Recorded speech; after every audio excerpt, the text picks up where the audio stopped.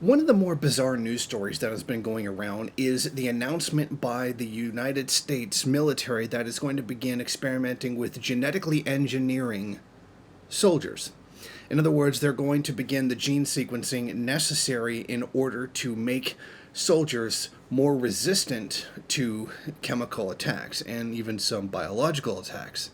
And this has a lot of people really outraged if the media had bothered to cover it. Now, the only reason I know this is because the RT journalist and personal friend Caleb Maupin did do a report on this, and I think that there's some side issues to this that need to be discussed. I mean, obviously, it's you're walking into a very murky moral an ethical area when you start talking about genetically engineering people. As you recall, earlier this year, a Chinese scientist announced that he had genetically engineered twins that were supposed to be HIV resistant in China. And he's in prison now for not getting permission to carry out that kind of Frankenstein level strangeness.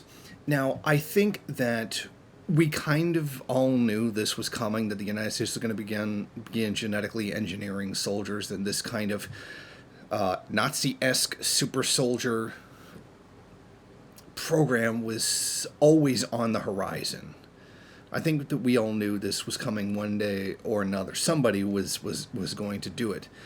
I think that this really follows in the tradition of the propaganda that's given about soldiers, is that they're these superhuman beings that are above that of a regular person, that they are to be held in high regard as being better and untouchable than a regular person.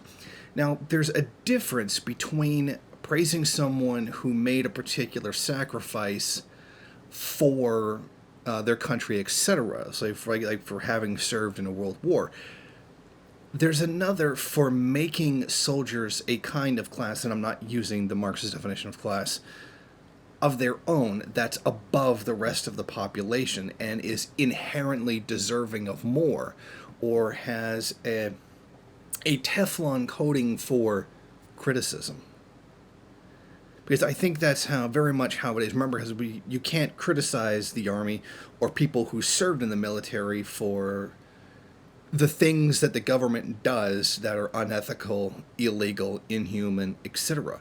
And I think creating a program like this is actually going to exacerbate that problem. Not only are they superior because of what they do, but now because of their genetics, they're genetically superior to non-military personnel. And you're going down a very dangerous road when you start using words like genetically superior. And that's technically what they would be, because that's the point of the program. And that's a whole issue that's going to come up that's going to be very, very, very different. And that becomes a very scary, mythologizing the military as some kind of untouchable holy force that is allowed to carry out these kinds of crimes, etc. So I think that's something that's coming and something we really should watch out for. Now, another issue is that a million things are going to go wrong.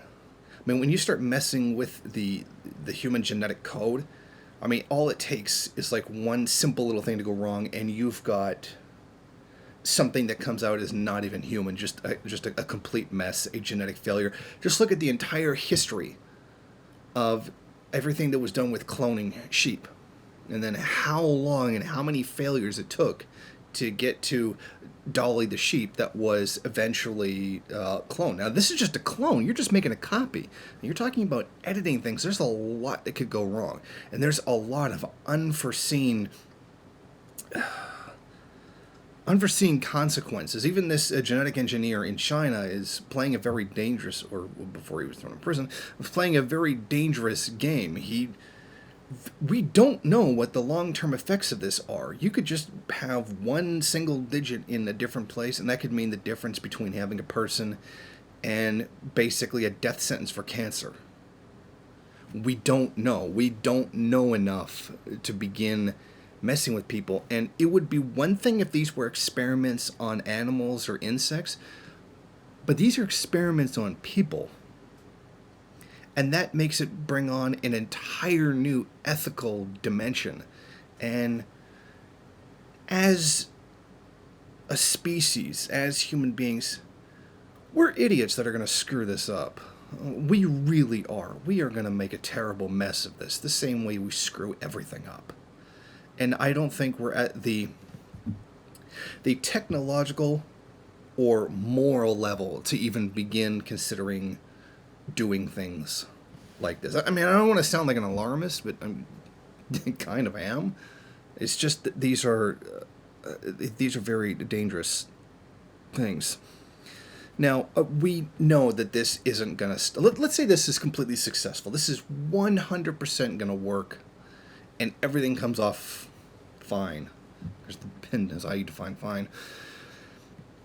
I mean, what's next? You know they're not going to stop at resistances to certain disease, biological and chemical weapons. They're going to start engineering super soldiers, like straight up science fiction super soldiers that are not like Universal Soldier. You ever see the movie Universal Soldier? It's going to be like that. Something that's incapable of refusing orders on moral grounds. Not that they really do that now, but something that would be incapable of having a moral dilemma. Something to be incapable of refusing orders. Now that's frightening. That the perfect soldier is one that doesn't have free will. The perfect soldier is one that doesn't have a conscience. The perfect soldier is one that, with an inability to question their actions and the moral and ethical consequences of doing so. In other words, the perfect soldier is one that is no longer human. And that's the frightening territory this could go into. You can now start ordering them to do all kinds of despicable things that go on all the time, and no one's going to question it. Not one of them is going to have an iota of remorse for what they're doing, or even think about what they're doing. They're going to be blind servants, to use a phrase, and that's frightening. Because now you can commit the most horrible human rights abuses, and nobody of those committing them is going to be able to say no or even consider saying no. It's frightening what this could do. And on a more another interesting aspect to this is that human beings need a level of genetic diversity in order to survive. This is science. This is a proven science, and that the more genetically diverse your population is, the more genetically healthy it is. And one of the claims that neo-Nazis like to make is like, oh, look at only one eye color, one hair color, etc., this is genetic diversity. That's not what that means. Like it would take a very simple first page Google search to figure out what genetic diversity in this context actually means, the context in which it's actually being used. But you'd be undermining that by engineering people. You'd be then limiting that variety, and that in itself is very dangerous. Of course, one of the solutions to that would be to create a population of super soldiers that was separate from the rest of them, and that just goes back into the entire moral and ethical conundrum that I previously spoke about, which I think is very important. This is something that's very dangerous. I mean, if someone like this gets out into the public and life finds a way, and that kind of genetics moves into the population, that could cause all kinds of problems that we can't even see coming. I mean, this is just so monumentally dangerous. And on a social level, just something I want to nitpick, just because it's one of those things that is going to come up.